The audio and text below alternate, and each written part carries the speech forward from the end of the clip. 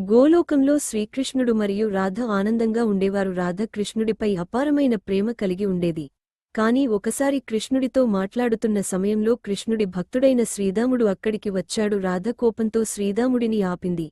దీంతో ఇద్దరి మధ్య వాగ్వాదం జరిగింది. కోపంలో శ్రీదాముడు రాధను శపించాడు. నీవు భూమిపై జన్మించి కృష్ణుడి నుంచి దూరంగా బాధపడతావు. రాధ కూడా కోపంతో శ్రీదాముడికి శాపం ఇచ్చింది. ఆ శాపం వల్ల రాధ భూమిపై వృందావనంలో జన్మించింది. కొంతకాలానికి కృష్ణుడు కూడా గోకులంలో అవతరించాడు. చిన్నప్పటి నుంచే రాధకృష్ణుల మధ్య ప్రత్యేకమైన అనుబంధం ఏర్పడింది. కృష్ణుడు వేణువు ఊదితే రాధ వెంటనే అతని దగ్గరకు వచ్చేది. గోపికలందరిలో రాధకే కృష్ణుడి హృదయంలో ప్రత్యేక స్థానం ఉండేది. కాని శాపం కారణంగా వారి ప్రేమకు ఎప్పుడూ విడిపోవాల్సిన బాధ ఉండేది. చివరికి కృష్ణుడు మధురకు వెళ్లాల్సి వచ్చింది. రాధ కన్నీళ్లతో కృష్ణుడిని చూసింది. అప్పుడు కృష్ణుడు ఇలా అన్నాడు, రాధా, మన శరీరాలు దూరమైనా మన ఆత్మలు ఎప్పటికీ ఒక్కటే. అందుకే రాధాకృష్ణుల ప్రేమను ప్రపంచం శాశ్వత ప్రేమగా భావిస్తుంది.